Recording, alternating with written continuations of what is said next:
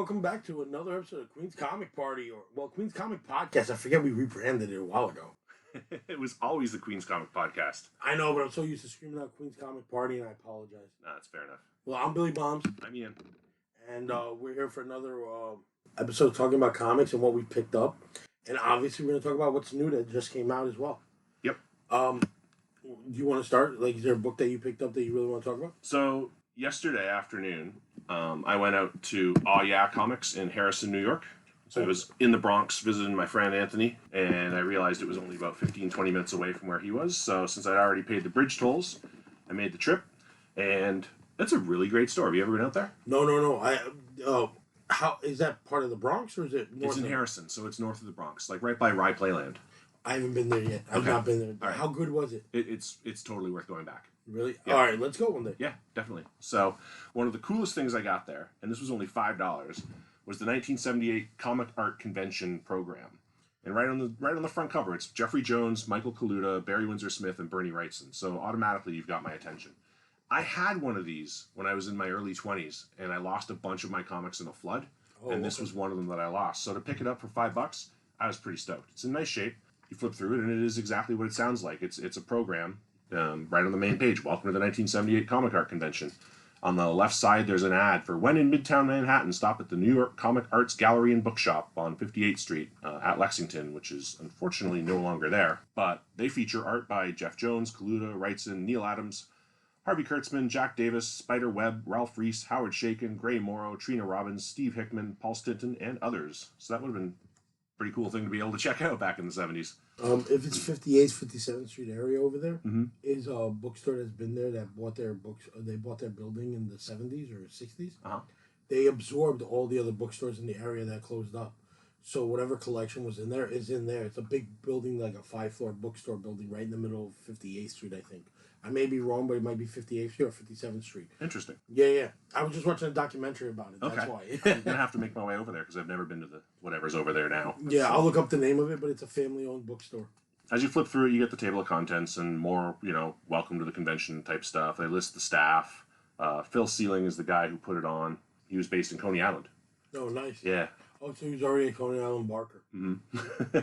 But on the DC Welcomes You page, there's previews from some upcoming attractions like The Vixen by Jerry Conway and Vince Coletta and The Odd Man by Steve Ditko. It says, coming this fall to Black Lightning. I don't have all the Black Lightning books, do you?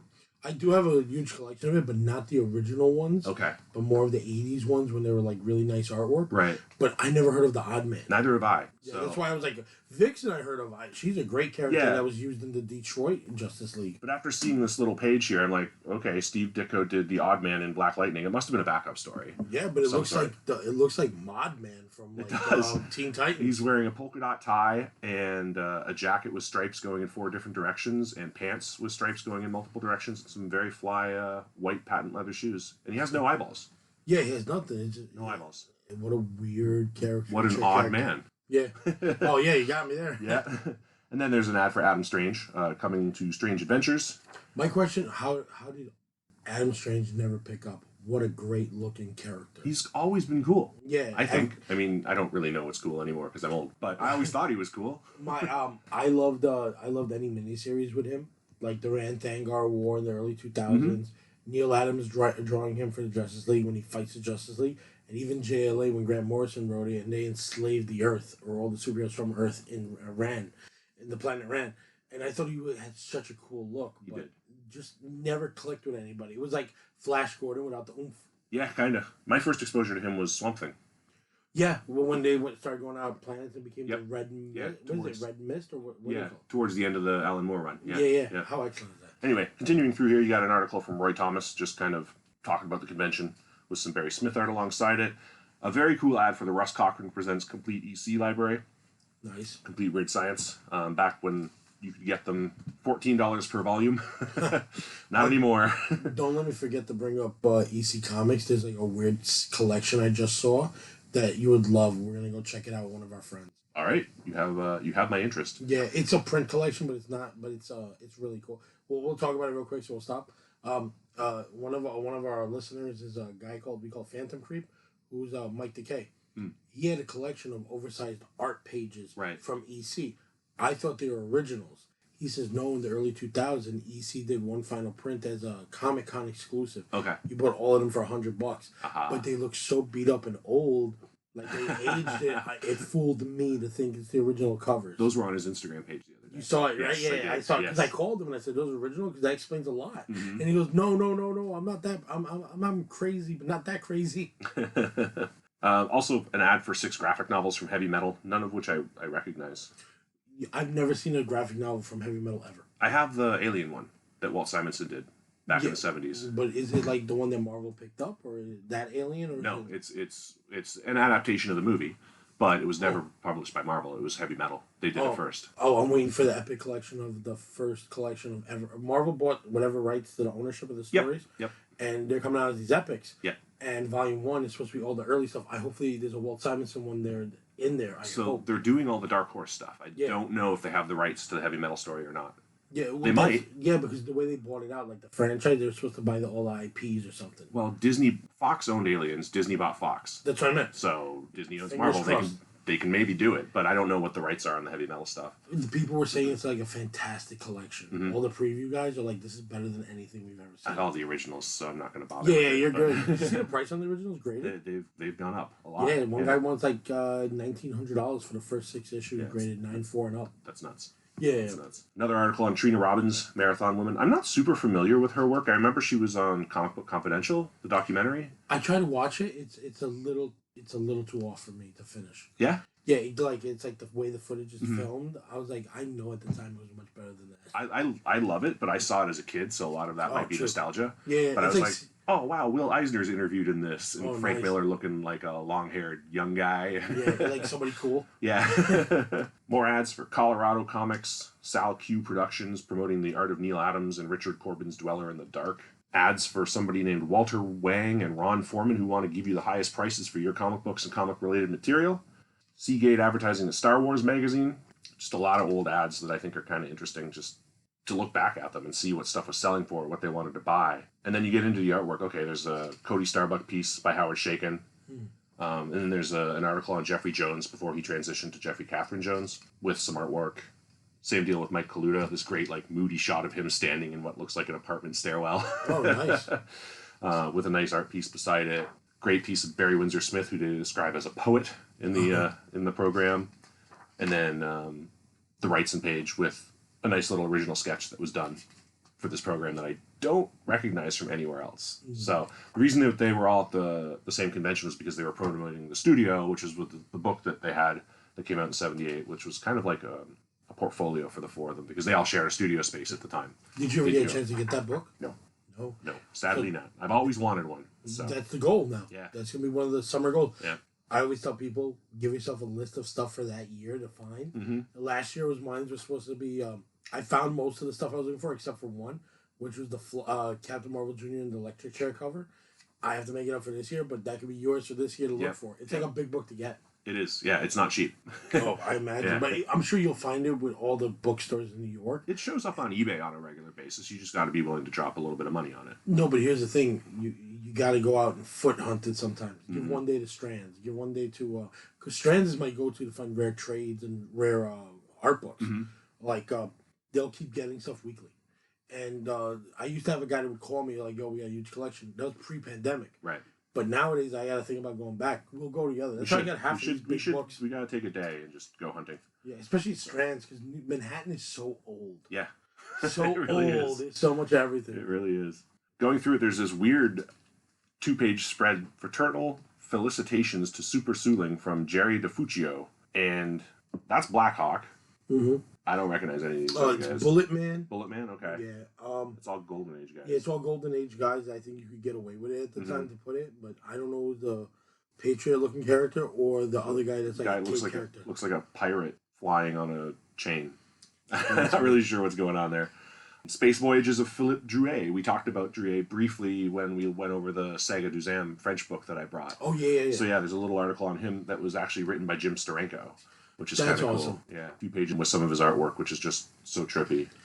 That stuff needs to come out here in my lifetime. And then we got a 1-page costume parade, which was cosplay before it was cosplay.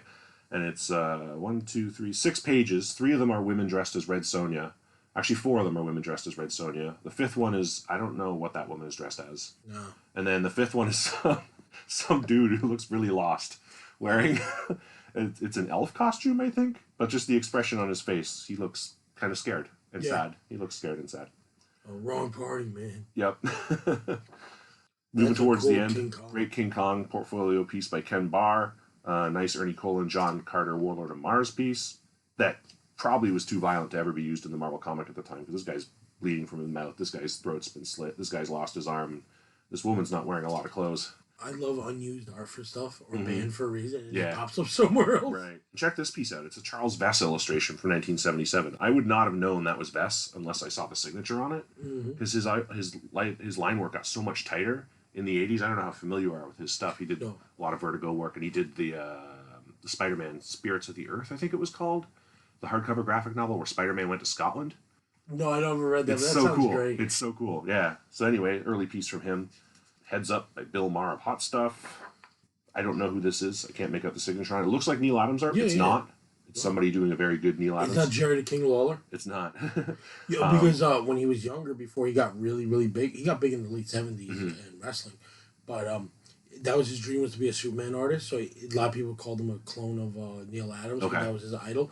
And that looks like his piece. Yeah, no, it doesn't. It's Michael something. It looks like it says Michael Snide, maybe? Snide or Snipe. Next to that is a nice piece by John Byrne, where it's a great story. late 70s Storm is kind of making fun of late 70s Ms. Marvel's costume, because they're basically the same. It really is. Another piece just signed by somebody named Arnold. Another piece by somebody signed Larson. No, it wouldn't be Eric. Maybe Gary? Too early. A great Terry Austin Black Canary piece. Wait, Gary Larson from The Far Side? Yeah, clearly it wouldn't be him. Yeah, no, he only does nature stuff. Yeah, it wouldn't be him. Yeah. I don't know who it is then. And then a nice Superman piece. And then at the end, there's an article on the 1948 Comic Art Convention, as if it very well might have been, if it had been at all, which was written by Phil Suling, who organized the 1978 Comic Art Convention. And it's just about what a comic show in 1948 might have been like, had it existed. Kind of a weird article. Yeah. I didn't read the whole thing because it didn't do much for me. And then you got a great Doctor Doom piece. That's from Foom. Yeah. Nice. In the last page. And then there's a spot for autographs. And when I got there and I opened it up, I saw the autographs page. I got really excited because I thought maybe there were some signatures in this piece, but there were not, unfortunately. I have something from the same year in the collection here, but it's not for the comic art collection. It's just a comic fan convention in Midtown, because that seems to be the year where a lot of that was coming out bigger. It seemed to start in the 70s, yeah. Yeah, how great is that? But that one was hosted exclusively by Marvel. I seem to remember seeing ads for that somewhere. Yeah, we have it in here. I'll show it to you later. Isn't that dope? That's pretty cool. But it gives you a goal to find some stuff, and I love that they have huge pinups in there. Yeah. A lot of the convention programs back then did. Nowadays, the convention programs, they're basically disposable. Yeah, there's not much in them. Chuck it away. Yeah. It's like you're not big on baseball, but back in the day, the baseball ones were giant magazines for the year, and you'd be like the preview of the year or like the end of the year program. Now the ones that you get are just so filled with stats and numbers and advertisements that you just don't want it. Yeah. It's just a thick magazine of just numbers. Oh yeah, Comics, they had in their magazine section where I pulled that out, they had a bunch of programs from San Diego. No shit. Yeah, like going back like 90s and 2000s. There might have been some 80s ones in there too. I didn't have the time or the money to grab all of them, but they had a bunch of them. Range? They were reasonable, like $5-10. No shit. I paid $5 for that. Yeah, but when you get a stack of stuff, it adds up real quick. It does add up real quick, yeah. And I'd already done some shopping earlier that day, so it was kind of on a budget. But another piece I got. So, same store, came from, it's called Basically Strange, #1. Again, nice Richard Corbin cover on it. That's what got my attention. Of course. I wasn't familiar with this magazine. It's from December 1982. And you open it up, and it's published by John C. Productions. And then if you look up top, the publisher is John Carbonaro. No shit. Yeah. I wonder if it's any relations to Mike Carbonaro. I think it might be his dad. That would be amazing on so many levels. Yeah, and the address on it is Brooklyn. They're from Queens, so it's not bad. Yeah. He's from Middle Village or something like that, or Massmouth. So maybe the office was in Brooklyn. I don't know. But it's awesome. It's not quite like an underground comic. It's part like fanzine, part comic. It's got a neat advertisement for the Thunder Agent's return from the early 80s with some Rich Buckler art on it. It's got a 2-page review or a 1-page review of Blade Runner, like there's movie reviews in here. It has a story in here by Alex Toth called To Kill Death, which has some really great art in it. piece called Tetragrammation by Ryan and Bryant, who I'm not familiar with, a book review of Earth Invader, some cartoons by Matt Jacobs, a review of the Swamp Thing movie. They don't like it. And then a story by Wally Wood in here, and a story by Bruce Jones as well. It's a neat piece. I was happy to get it. The price on this was $2. You gotta grab it. So I'm not going to leave it there. You get an Alex Toth story, a Richard Corbin cover, and a Wally Wood story, and a Bruce Jones story for $2. Yeah, and then you can check out books that never came out. Right. Yeah. Well, that, I swear to God, that's got to be my biggest thing, is seeing what was unfinished and trying to see if I ever find it. And there's an advertisement for number 2 in the back, but I did some research yesterday when I got home. I don't think it exists. Yeah, you get what I mean? Yeah.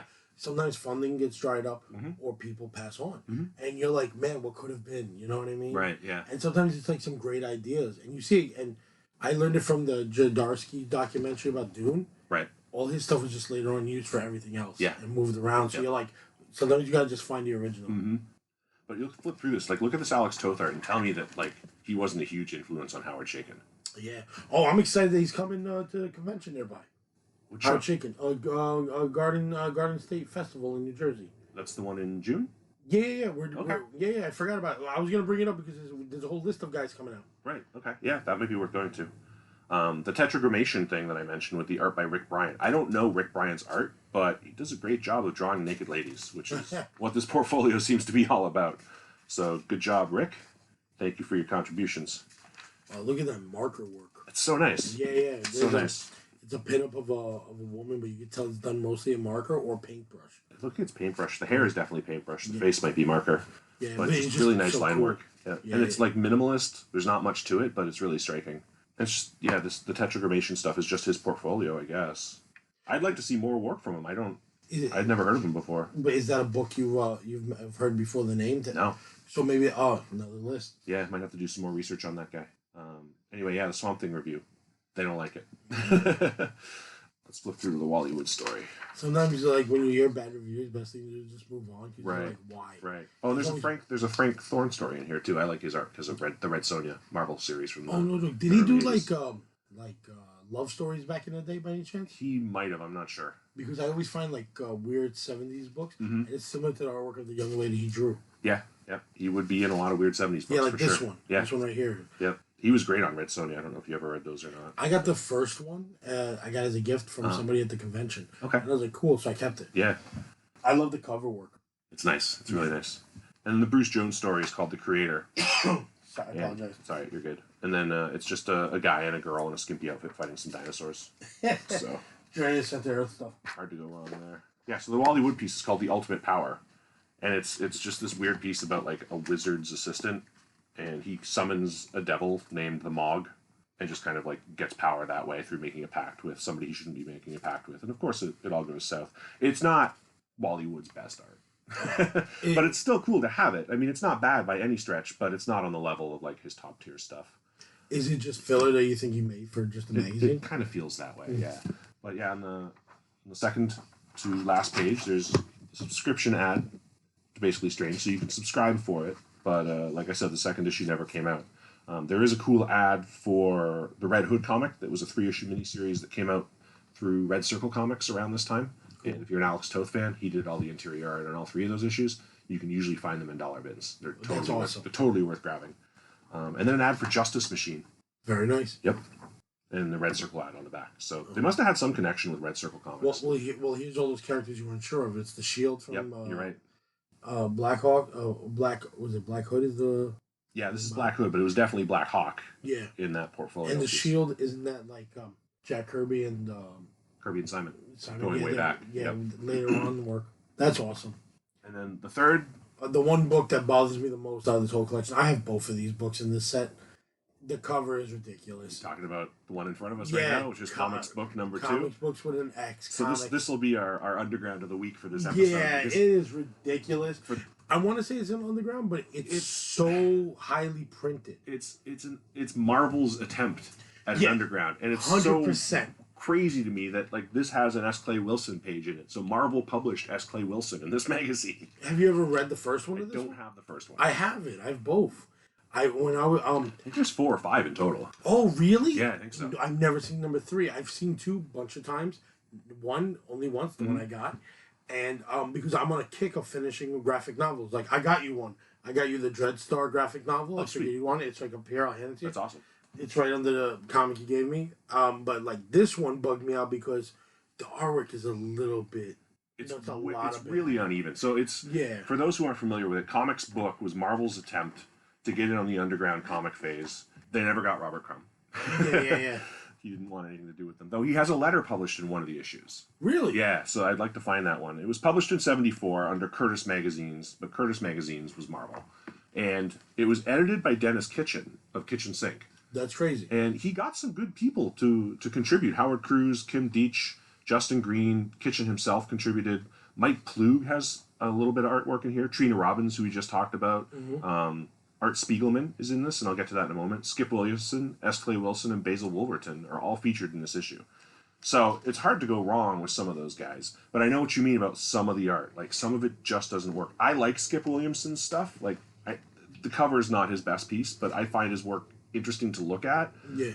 But it's goofy. Yeah. But did you get a look at the first cover? Yes. Yeah. But you get what I mean? You're like, whoa.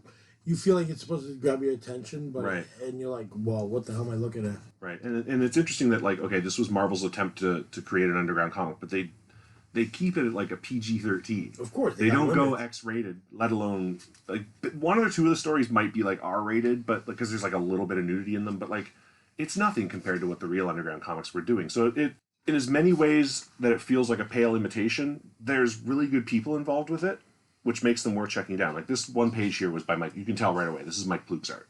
Wow, that's incredible. Yeah, and it's gorgeous. Let me get to the Spiegelman piece, though, because it has historical significance. If you have this issue, you probably know, but maybe you've forgotten about it. It has, way towards the back, Mouse. Wow. Yeah. Is this the early printing of Mouse on So it? the first appearance of Mouse is in an actual underground comic called Funny Aminals, not Animals, Aminals. And that's where the first Mouse strip appeared. This, I don't know if this came directly after that, or because some of the Mouse stuff appeared in, what was the one that Spiegelman edited? The book, the comic book that Spiegelman edited. When Crumb was doing Weirdo, Spiegelman was doing, it was after Arcade, Raw. Oh, okay. Yeah, it was in, a lot of the Mouse stuff appeared originally in Raw. So it was crazy to me when I was just flipping through this yesterday, and all of a sudden, there's a couple of pages of Mouse. But the copyright, this must be a reprint, because the copyright date on the Spiegelman's Mouse strip in this book is 1972. Like, on the signature, on the page, it says 1972 Art Spiegelman. This wasn't printed till 1974, so it appeared somewhere else first, I'm sure. Yeah, definitely, because he that was like his biggest project. Because give me 1 second to just reflect on Mouse for a second. Of course, yeah. Mouse was recently banned by libraries. I know, in Tennessee. Yeah, but the fact that it's been multiple times it's been attempted on that book drives everybody wild. But when you read it, it is a heart-wrenching story. Oh, when absolutely. you realize what he's doing. Absolutely. But the best thing to do as a real fan, if you really want to get a concept of like get into his mind of writing it, read some of the interviews he talks about while writing it and how hard it was, because he goes, the way I portrayed my family is really hard on me, but I wanted to be honest as possible. It's based on his parents' experience. Yeah, but he still had a problem with the way he wrote up his father. Right. And he didn't want to write his father as he wanted to write as is. And he wanted not anybody have interpretation that he's like, this is what it is. He goes, and when you go through some amazingly horrible things, you have a different mentality than you think people expect from you. Yeah. And the way he describes it in his interviews, it made the book even stronger. Right. I haven't read it in a long time. That was also lost in the flood. Oh, I got you. I used to have the hardcover. If I remember correctly, the reason, like the justification they used for banning it in Tennessee was the nudity. The single panel of nudity. Right. This very single panel of it. There might have been more than one panel, but it was not more than a handful, and it's a mouse. There's no titillation there. It's the lead up to it that doesn't bother him, and in the argument was just a single panel that bothered him. Yeah. And they never did want to block it out. They just said just ban the book. In reality, it's just a dog whistle to ban the whole book in general. It really is. There was an excuse to get it out of there. Yeah, to not show a younger audience the horrors of what true racism is. Right. And not to get political, but fuck those guys. Yeah, 100%. 100%. These are people trying to control everything. Yeah. It's unfortunate, but good on the stores that were making it available to kids. There was a comic store in Tennessee I remember seeing online that were like, "Hey kids, you want a copy of Mouse? Come get it. We'll get it for you." I think they were giving them away for free to high school kids. There's other people out there that were like, Yeah. I'll what do they call it? When you're just donating stuff, you're like, I'll pay for everything. Yeah, that's what you're doing. You're donating. Yeah. Yeah, so, you're like, I got it. What's crazy is during that time also, like, this is not the political part, but it's the Marvel part. Marvel was putting out so many magazines that I have no idea if they have an idea how much they put out after a while. And I don't mean print runs. I mean, like, cool, great artwork. They had fantastic horror magazines coming out in the 70s. Fantastic horror magazines, fantastic science fiction ones. I have one of a meteorite book it was a lot of people were collecting because it's hitting, like, the World Trade Center. And it's the late 70s, so the World Trade Center just went up. Okay. And it was like, and then they have another one of these Marvel graphic novels. Marvel graphic novels are supposed to be listed 1 through 75 of them. They go way past that. But then you have to mix in the magazines and the short stories and the sci-fi. And one of them that's hard to get is the living, not the living tribunal, but the living monolith is attacking this World Trade Center. Oh, and it's a cover. Yeah, and that was like one of the books that are hard to get. But it's all fantastic artwork from on the cover parts. It's all famous artists from books and pocket books, I used to call them. You know, like you put them in your pocket to go. Yep. They would be like famous artists doing it, like Boris Vallejo back then, or somebody like that of that time era. Yeah, we talked about Tales of the Zombie on the episode with Mike, and Boris Vallejo did, I think, a lot of the covers for that run. Yeah. I used to grab all the Marvel magazines because they used to be dirt cheap. Yeah. I've got a box full of them in my closet at home, and I mean they're not gonna come in at 9.8 or anything, but I don't care because I bought them to read them, and I'm never getting rid of them. And there's so much cool stuff in there, and I figure that it was just Marvel saw what Warren was doing with Creepy and Eerie in 1984 and Vampirella, just trying to get in on that, and publishing it in magazine size let them get away from Comics Code restrictions. Totally. So they had a little more freedom, and they could do a little more adult stuff in that format. But no matter how much you're comic book collecting or magazine collecting, there'll always be something new you didn't see. Oh, 100%. That's how much stuff was coming out during that time, which is so cool. And when you live in a major city, if you live near a major metropolitan city, Metropolis ain't real. Metropolitan city, you will find places like that, more magazines. Chicago, New York, LA. I want to say Miami because Miami has a great indie scene. Like, you'll find some stuff like that. So, Ovi's hunting. When I lived in Portland, there was a store up on Southeast Hawthorne. I don't remember the name of it. It's probably gone by now. But all it was used magazines.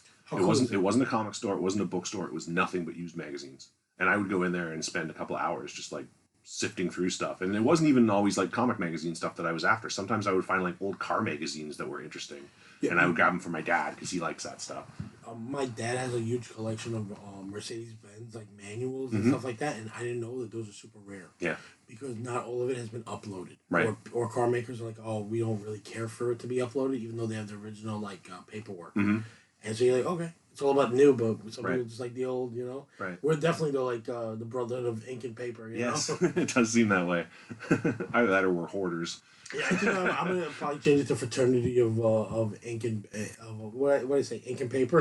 Yeah, that does sound better than weird hoarder guys. Yeah, weird or brotherhood. It's like, I've been watching too many X-Men books. Yeah, X-Men shows. You also came in with a big book. I did. You want to go over that one right now? Yeah, hell yeah. All right, I bought this a while ago. I was just flipping through a box today, and I figured, why not talk about it? Because it's cool and it's tough to find, and you've got chocolate on your fingers, so I'm not gonna let you touch it. Don't worry, I never touch other people's books. It bugs me out. I take stuff seriously, but like that's when I saw it, I was like, oh crap, I already started eating. Yeah, so this is Caliber Presents #1, published by obviously Caliber Comics, and as most listeners will probably already know, it's the first appearance of James O'Barr's The Crow. So that's why it's an expensive book. Although, oddly enough, despite the fact that it's the first appearance of The Crow, it's worth about half of what The Crow #1 is worth. Really? In terms of value. Yeah, and I think it's because of the cover. Yeah, because it's not on the cover. I look at the cover of Caliber Presents #1, and I'm like, cool, Tim Vigil drew Kuda, which is basically his Conan knockoff. So there's, a barbarian fighting a fire demon with a castle in the background. To me, that's pretty badass, but it's not the cover of The Crow #1, which is obviously pretty iconic at this point. Published in 1989. The first story is the Kuda story that I mentioned by Tim Vigil. It's all black and white. Inked by Tim Tyler, who did Blood Rain and also did some of the inking on the early Faust issues. Very cool stuff. It's not super original. Like I said, it very much feels like a Conan story. If you flip through it, he's fighting wizards. He's fighting flaming demons. He's using his sword to do what But he it's needs nice to. and wild. Yeah, it's cool, and it lets Vigil go crazy with the art, which is the best thing to let Vigil do, is let him go nuts with his artwork. But yeah, the second story is the Crow story by O'Barr. Again, the whole issue's black and white, and it's reprinted in the trade paperback, so you've read it, I'm sure. Yeah, I have a signed copy of the first trade paperback by James O'Barr. I love this. It's so I love cool. the character. I love the problem. Not the problem, but the fun part about this is that this is definitely people's gateway drugs for a long time of the early '90s. Yes, into it absolutely was. Independent comics and also goth music. Yeah. When I was in college, I had the Crow trade paperback, and because my collection was at home, so I didn't have my originals with me, but I had the trade paperback, and I must have loaned that book out to 20 people in my dorm. I do that a lot. Yeah. I love that. Yeah. My question to you is, what year the movie came out? Was it around there? Yeah, would have when been were you in college at the time? 94, 95. Yeah. So, Yeah. but what was the first for you to learn about the? Did you find the comic in the store? Yes. Yeah. Oh, that's awesome. For me, it was after the movie. I bought a second printing of the first issue off the rack as a kid, That's awesome. and I still have it. That's awesome. Yeah. I have number 1 and I have number 4. For some reason, I never got 2 and 3. I don't know why. And then when the Tundra reprints came out, I grabbed those, and then the trade paperback came out, and I grabbed that. And my trade paperback eventually fell apart because I read it a million times, and I loaned it to, like I said, a ton of people, and it was fine. It was one of those things that it was just going to get beat up. I didn't really care. It probably has some monetary value now. At the time, I was like, it's trade paperback. I've got the originals, so it doesn't matter what happens to this. I love that though, man. It's for me that was like the movie really pulled me in. Okay. And then finding out it was a comic book movie blew my mind. Yeah. That blew my mind. So you knew of the movie before you knew of the comic then? Yeah, because it was a big VHS film. Right. So everybody had one. Yeah. And then you'd see like the hang print, what they would call like a standee hanging in the store. And I was like, oh, what's this? And they're like, oh, it's an amazing movie. And then you know the story of what happened to Brandon Lee with the film. Of course. Yeah. It's so damn good. Yeah. And it's so well written. And to be honest with you, like they add to the movie that's not in the book. Like the ending part with the leader of the gang, because it ends when he gets rid of T-Bird. It's so many great scenes, and anybody who's a cult movie fan recognizes the leader of the gang as the leader of the bad guys and the warriors. Yes. And that's always my favorite part. It's like, oh, this is the really real world. You're not real. And then I realize it's oh my god, man, it's Luther from the Warriors, and who's the villain who does the bottle parts. And that might have been ad libbed also. That scene. I'm not sure. No, the Warriors part was ad libbed. Right. You know, But the part with Crow. the bottles. Yeah. But in the Crow might have been ad libbed a little bit because his acting was so superb. And there's some guys who are just good villains. Yeah, he's awesome. He's a villain in Commando too. Yeah. He's like, oh yeah. Remember when I tell you I kill you last? He's like, yeah. I lied. My favorite part is you see the little rope around his foot. Yeah. What a great film. Just fun to watch. Anyway, yeah. So it's the first appearance of the Crow. It's pretty cool. It's really just an introduction to the character. Like, you don't get the whole revenge aspect yet. So it's just the Crow kind of walking around the street, comes into contact with a drug dealer, and he kills him. Not much to it, but obviously it leads to bigger and better things, and it's pretty cool to have it. The third story is called Street Shadows: True Love, and it was written by Kyle Garrett, and the pencils were by somebody who signed their name Bloodworth. I don't know who that is, but the inks were by Vincent Locke, who I love from Baker Street and the first run of Dead World. Nice. And he also did Sandman Mystery Theater for DC at one point. That's the one with Wesley Dodds, right? The one that Matt Wagner wrote. Yeah, Yep. I love that. It's just, it's kind of just a kind of a cool, weird romance story about some troubled people. 4 stories called Thrill Kill. It's kind of disposable, honestly. Yeah, but this is the kind of stuff I dream about as trade paperback. I love trades, but I also love like Marvel Comics Presents, Dark Horse Presents, Caliber Press Presents. Right. I love short stories and books, and then a collection of them. I'm a sucker for indie anthologies because you never know what you're going to find in them. True. And then towards the back of the book, there's another story called Silo, Part 1. It's credited to Barbed Wire Halo Studios, which is James O'Barr. So That's awesome. There's 2 O'Barr stories in this book, and it's kind of like a futuristic military type thing. Oh, very nice. Yeah, I don't know who else was in Barbed Wire Studios. Like, I feel like it might have been O'Barr and Vincent Locke together, but it's definitely James O'Barr. Like, if you look at it, you can compare it to the Crow story. Especially look at the eyes. Yeah. He draws eyes very distinctly, and you recognize his work right away. Like, this guy here, he looks like the Crow. Yeah, but I like the meatiness of like the artwork. Like, it's very detailed. It's like there's only one artist I follow right now that does stuff like that, and who's a little bit escaping my name. Is like 2 artists. One is named Harvon Garcia, Okay. And then the other guy is the wonton soup guy, which I'm having a little brain fart. We talk about it all the time. It's right next to you, actually, if you could read the name on the side. It's a little book, Wonton Soup. Oh, James Stokoe. James Stokoe. I don't know that book, but I know him from Orphan and the Five Beasts and from his Alien story, which is awesome. That's the part that drives me wild. Some of our favorite artists have all done an Alien story because that seems to be like everybody's like love. Right. He's like I call it the hipster fans of indie art now, where they're not into the comic books, but Stokey's so good that you must get his stuff. That there's a print of Galactus out there that Stokey did, but but it's only in like print shops like certain like hipster Brooklyn print shops had them, and they refuse to reprint it, even though he's very open to like go ahead. Weird. You know? Yeah, but it's amazing. It's a 6 foot poster. Okay. It's a 6 foot by 1 foot poster. Yeah, so it's taller than me. Yeah. But definitely thinner than me. Thinner than me too.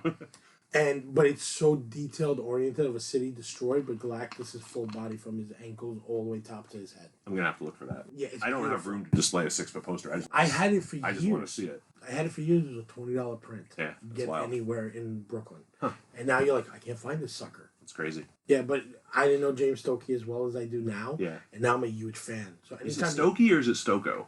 I don't know. I think is he Japanese? I've never met him. I don't know. No, I'm not too sure, but like he's just got a lot. Oh, have you read Wonton Soup? No. All right. I didn't know it existed until you pointed at that It's book. a ridiculous book about space Iron Chef. Okay. So it's aliens facing off against making food in space. That would work really well with his art style. For sure. He loves food and he loves art. You also came in with 2 more indie books? Those are for the next episode. Oh, we'll save that So for it's your later. turn. It's your turn. Oh. Stokoe also did the Godzilla Half Century War for IDW. That is such a good book. Yes. That is I'm missing, a good book. I'm missing 1 or 2 issues of it, but I have it. No, I have the trade in here. That's why I knew his name off the top of my head for something else, and I just forgot. All right, I'm more of a trade guy, but so I'm going to hit up with the single issues. Yeah, what are we at? We're at the 40-minute mark, so the next 10 minutes is all you. We can do a little bit longer. We can go longer, I know. There are no rules at the Queen's Comic Podcast. My big thing is this week was like a few single issues, but I'm more of a trade guy. I've been collecting the Fantastic Four books, but only these variants done by Alex Ross, which are like icon character variants. Number 1 is Mr. Fantastic. Number 2 is Invisible Woman. Number 3 is The Thing, and these are amazing looking. Yeah, these that cover is awesome. Story wise, not so good. No.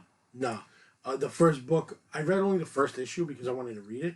It was like a town stuck in another time, which is very interesting, but the artwork was a little rough on the This inside. Thing cover is killer. It almost looks like a model. Yeah, and he's famous for using models for his work. Right. Like he's like Alex Ross is like the GOAT when it comes to painting. Mm-hmm. Like his father's actually the main character of Kingdom Come, which always makes me laugh.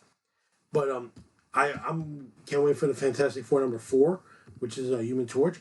If he continues on and does one of each character in the series, I would buy every damn issue. Just for the covers. Just for the covers. Yep. One, I'm a Fantastic Four guy. Even I don't like pops that much, but I have all the Fantastic Four pops because I love. All right, I'm gonna get a little bit weird, in-depth geek on this one. There's 2 pops I collect. Those are the only pops I collect, but there's 2 of them in that set make me want to cry from how cool of an idea it is. One is the Human Torch, but the other one is Human Torch flaming on with his feet in his hands, like a John Byrne cover. And I thought that was so cool. I was like, wow, you guys went above and beyond and really thought this out. Are all the Ross covers black and white? Yes. Okay. So it's even cooler. So is the Human Torch one going to be black and white? Yes, as well? of course. Wow. Yeah, he's gonna. If he does the Mole Man or anybody after that, I'll take him. He's got to do a Doom cover. Yeah, well, Doom's mandatory. Right. Doom, I love that people are picking up Doom covers that are just like I don't want to miss out later on. And I'm seeing a lot of books that used to be like 50 cents a dollar now go for like $10. But if you need it, go get the Doom the one we talked about one episode where it's just his mask. Photo cover, yeah. Photo cover. Get that for yourself.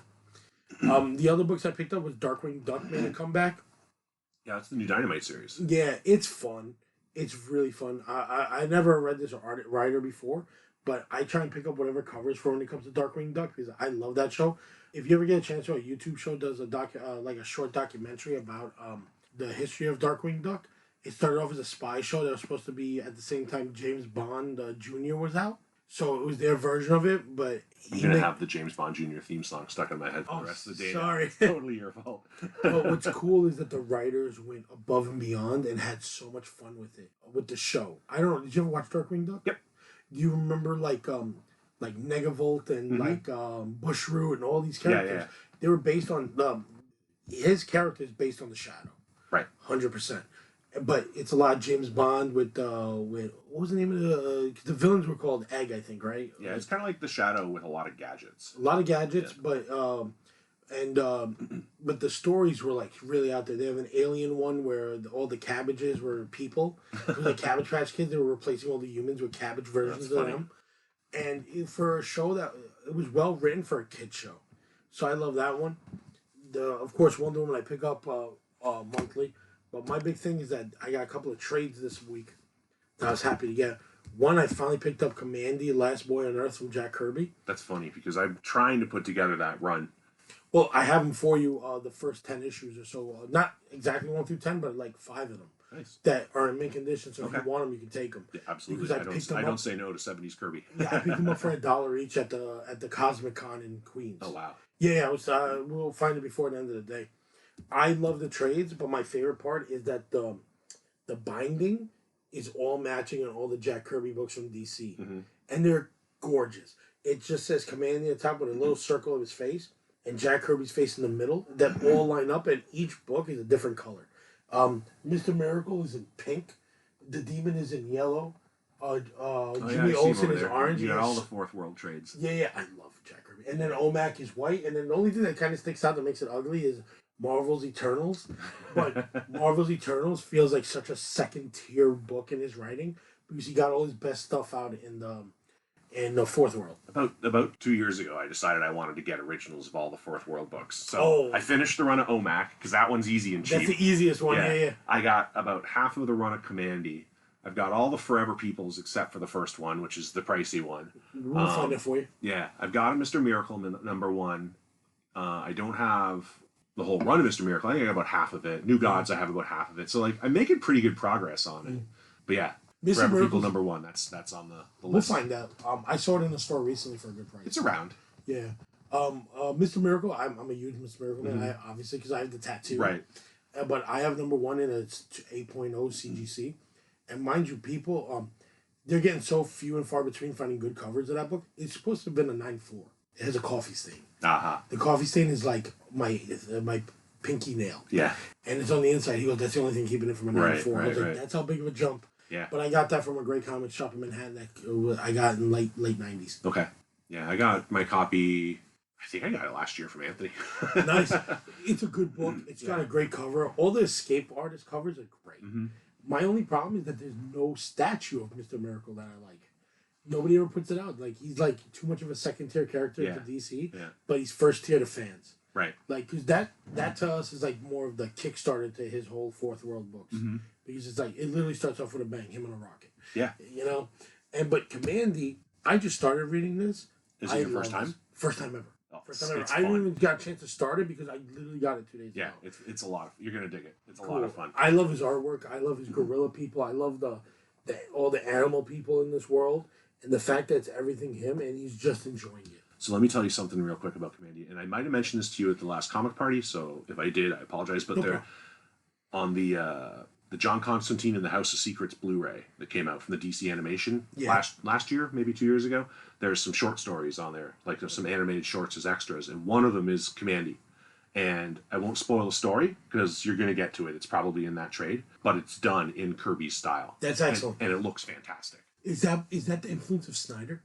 I have no idea because I don't think he had anything to do with the animation division. No. Here's the thing: in the Watchmen, if you watched, there's a version of the Watchmen supposedly where you can watch the Black Pirate story. Yes. And in that movie, he had it played out throughout the thing. So you watch the version with that. I assume that maybe they might have tried that with Constantine at the end to add a couple of these short stories to see if they would pick up traction, maybe. Well, I assume that that's why they did it too, but I don't know if Snyder had any input into that or not. The other shorts that are on there are there's a Sergeant Rock and Easy Company one. I love that. And the best one is Blue Beetle in the Question, which is done as like Charlton era, 60s era. So it's pretty cool. You know, his first Blue Beetle #1 is the Question's first appearance. Yeah, I have one. Oh yeah, me too. Yeah. I got it graded. I love it. I know. I don't have mine graded, but I'm never getting rid of that book. Oh, real quick, because I don't want to forget this. Grading drives me crazy. Magazines take over a year to get graded. I've never graded a magazine. I sent it in some because I love some of these magazines. I want to like encapsulate them. Right. Yeah, I'm still waiting. It's been like it's over been 11 months. I have a Savage Sword of Conan #1 that I thought about getting graded just because it has some value and stuff. Yeah. But I picked it out the other day, went through it again. I'm like, it's like mid grade. It's probably not worth. Yeah. Probably not worth it. Well, if you're listening to us now, stay tuned for the next episode. We're gonna go into detail about some weird books to get graded because I found them and I want you to like tell me how you think about it. But we're gonna end with one more book because this is a good trade and it's a phenomenal trade. But it's the more books that are coming out after this that I'm very excited about. The DC Universe by Mike Mignola, and it's all of the oddball books that he's done artwork for throughout DC. So what do you get in there? You get the Doom That Came to Gotham that was just a recent. Oh, you get the Phantom Stranger, series. It's so good. The 4 or 5 part Phantom Stranger series. The Dead Man stories are supposedly in there, just the artwork parts. My favorite in there is the John Byrne Superman story he did. The World of Krypton. The World of Krypton, when they talk about a clone war. Yep. And it's really cool, but this is all late 80s. And all of his covers, too. All the covers. They have, like, back row covers. And that Legends of the Dark Knight story that he did that has a very Hellboy vibe to it. Yeah, totally, because you see the blueprint leading up to it. Yeah, I have that issue. Sanctum, it's called. Yeah, it's all in there. Everything he's done in there. I'm waiting for more, I'm waiting for the Sam Keith one to come out one day. That's my dream because he's done so many covers. Yeah, I would probably jump on that. Totally. What's the Swamp Thing story from? To take a look at it. But the one that just came out that I'm very excited about, but I'm waiting for the soft cover version, is the DC Universe by Dwayne McDuffie, which was a long been waited because the ones he did for Marvel was like Damage Control and Beyond, which is last book with Scott Collins. But now I'm waiting I want to see all the books he did with DC because those are few and far between to find. Yeah. And I have no idea what some of them are. So this is my perfect chance to get another book to add to my favorite collection of books, DC Universe by anybody. Like DC Universe by Mignola, DC Universe by Dwayne Cook. Who else have they done in this series? Here, I got it right behind me. That's right. Let me double check. Because I don't pay that much attention to trades. So. Oh, I got you. But it's not a big one, but Darwin Cook, not Dwayne. And then they have one for Alan Moore for all his oddball books. Here, let me get it for you. These have some weight to them. Yeah, of course. They're like 20 books each. Yeah. The Alan Moore ones are some of the most best written books he ever had. Because Alan Moore's a good writer when he has like a governor on him to slow down and like keep it narrow and keep it to one area. So Dwayne McDuffie's the next up. We're hoping Kelly Jones and Doug Moench have some because there's a lot of like off the beaten path stories they've written. And yeah, like that in that Mignola book, the Swamp Thing story was from Annual #5. That's the one that Neil Gaiman wrote. Yeah. Oh, excellent! Yeah. And it's like a backup story to another one. It is. But where are you gonna find it if you don't have one of these? So I'm hoping. I have it. Yeah, no, true. But if you're a fan and you've never seen it or you're not sure of the cover, right?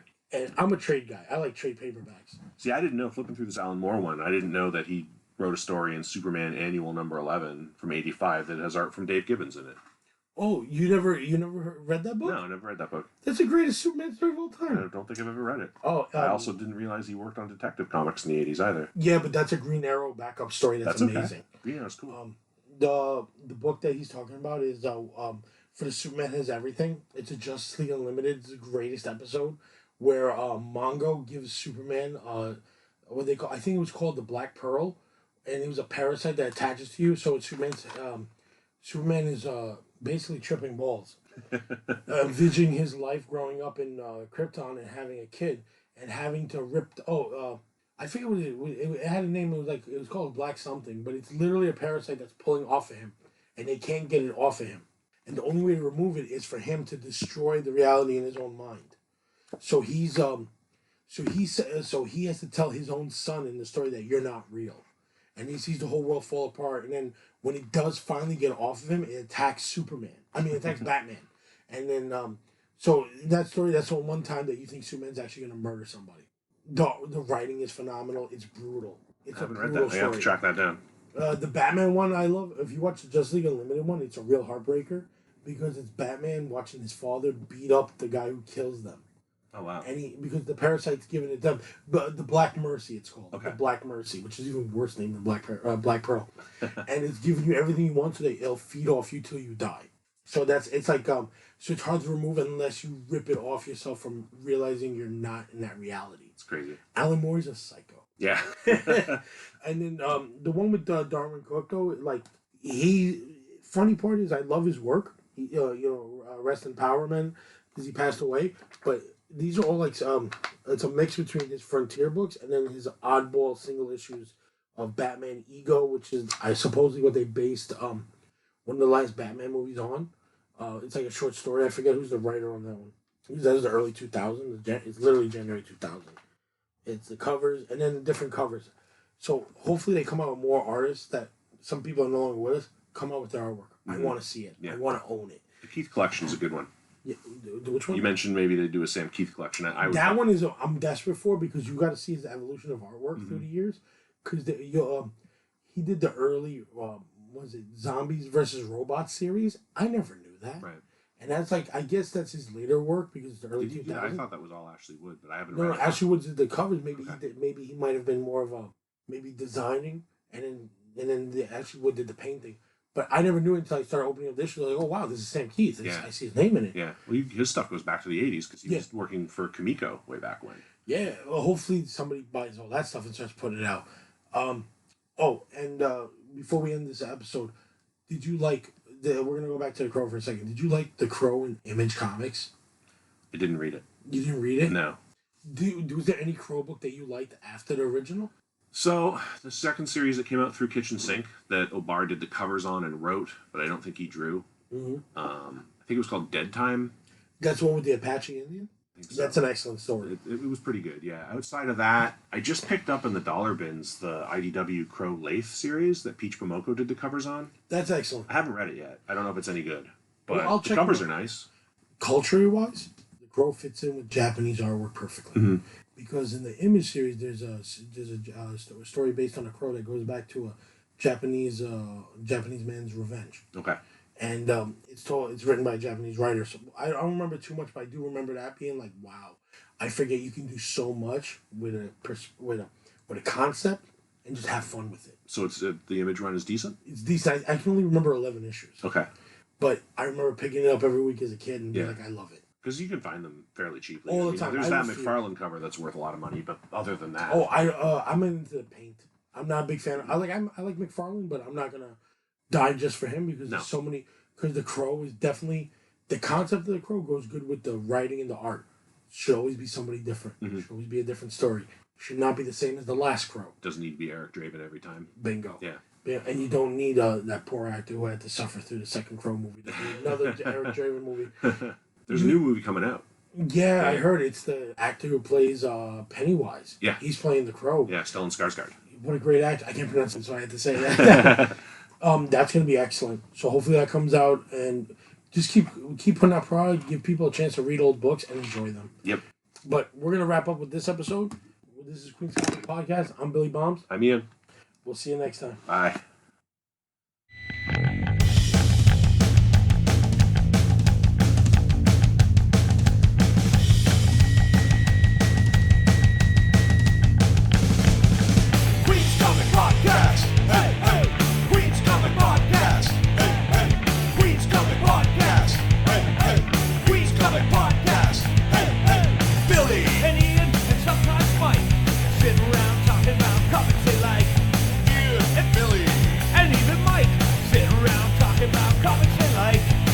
Comic Podcast.